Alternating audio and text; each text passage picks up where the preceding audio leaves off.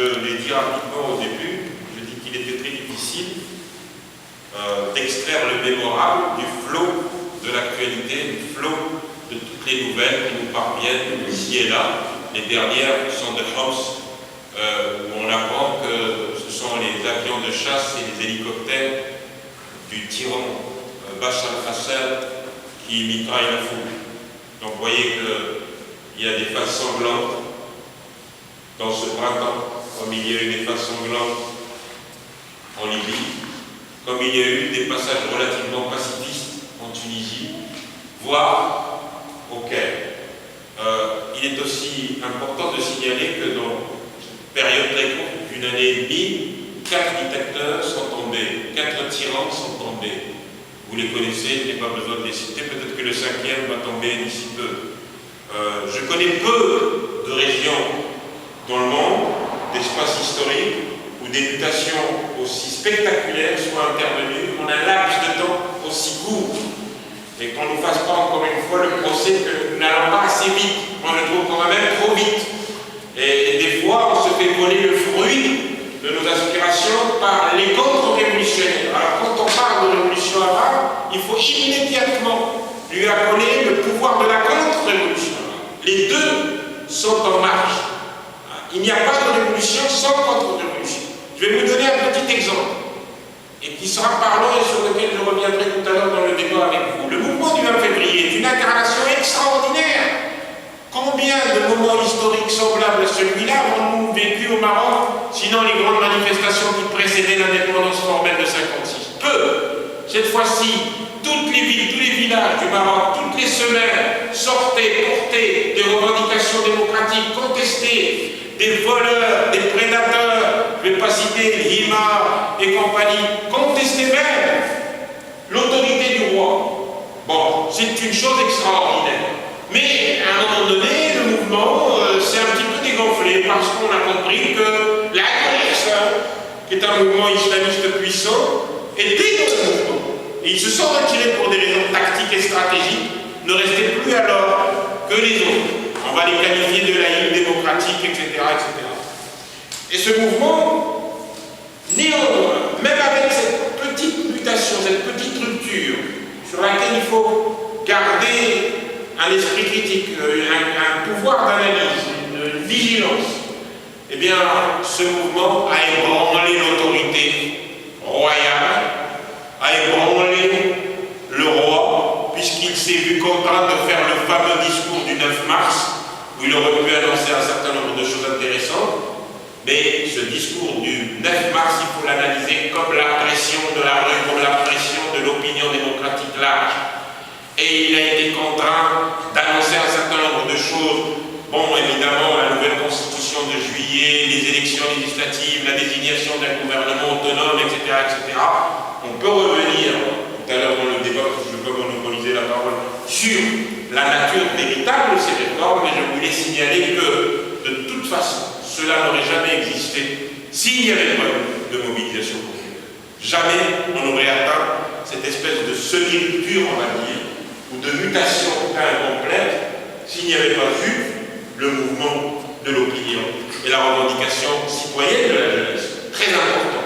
Évidemment, avec tout ce que cela implique, la revendication de la majorité, la revendication des droits des femmes, la revendication d'en finir avec l'état d'exception, la revendication d'un état de droit. Vous connaissez toutes ces revendications, elles ont été véhiculées par les jeunes, par les femmes, par notre diversité ethnique, au point que le pouvoir a dû lâcher du lest, le roi est nul aujourd'hui, et nous devons pousser notre avantage jusqu'à avoir gain de cause.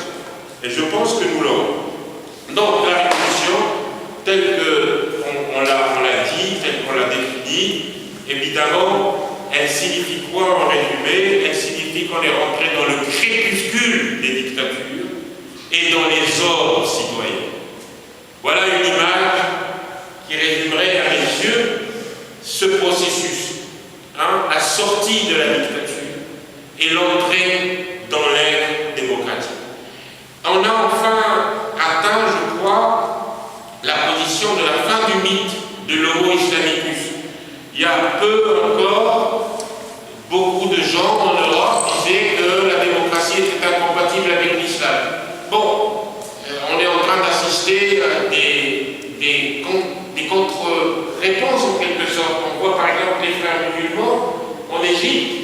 qui n'étaient pas présents pour le processus révolutionnaire, ont réussi à se faire élire, plus ou moins démocratiquement. Bon, même si le gouvernement annoncé hier est un gouvernement qui reprend en fait des ministres de Moubarak et qui met Tantawi comme ministre de la Défense, c'est-à-dire que l'armée est présente dans le gouvernement, autrement dit que rien n'a changé.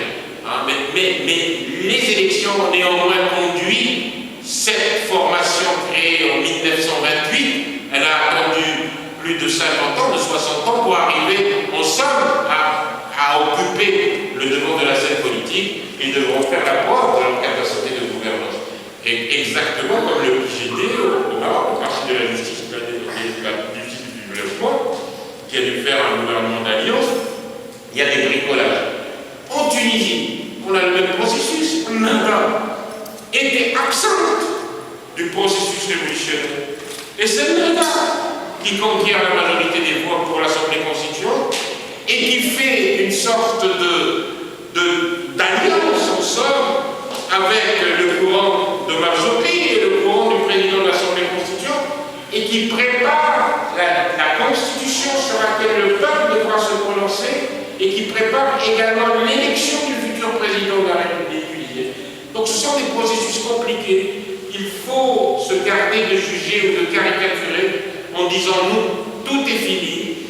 Nous avons fait ce mouvement pour les islamistes qui ont raflé la mise et la fin de la récréation a été sifflée. Sifflée par qui? Par les dictateurs? Non. Sifflée par l'Occident?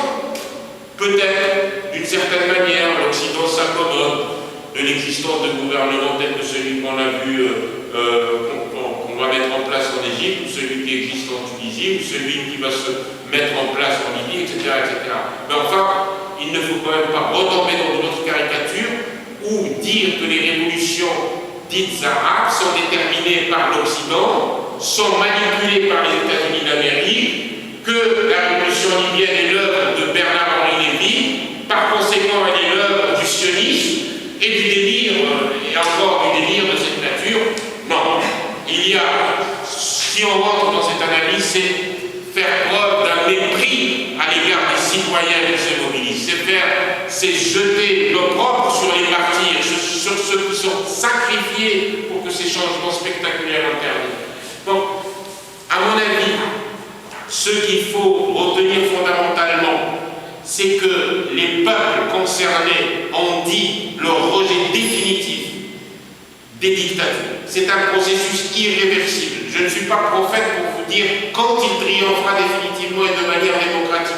Mais on est en cours, on est en voie. Par conséquent, il faut saluer cette page ouverte dans la nouvelle histoire du monde, de ce monde-là, qui va de l'Atlantique au Golfe Persique. Il faut saluer la fin de la culture de la peur. Il faut saluer l'arrivée de la femme sur la scène publique. Les femmes d'aujourd'hui, même en hijab, même en niqab, au Yémen et ailleurs, sortent et revendiquent l'état civique, l'état de droit. Les femmes au Maroc se mobilisent aujourd'hui contre le viol, contre toutes sortes de choses absolument ignorables. Et cela sont les illustrations du printemps. Qu'est-ce que vous voulez que je vous dise de plus? Alors évidemment, les dictateurs continuent de persécuter comme si devoir mourir ne suffisait pas. Il faut compter sur le laisser mourir et le faire mourir. Voilà cette chose horrible, c'est-à-dire le côté sanguinaire des pouvoirs, on le voit à l'heure.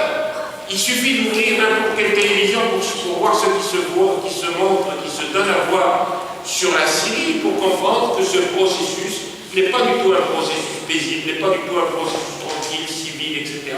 Mais c'est un processus qui implique aussi une forme de violence, qui implique des formes de contre-pouvoir, qui implique des tentatives de récupération. On est au bout d'une année et demie.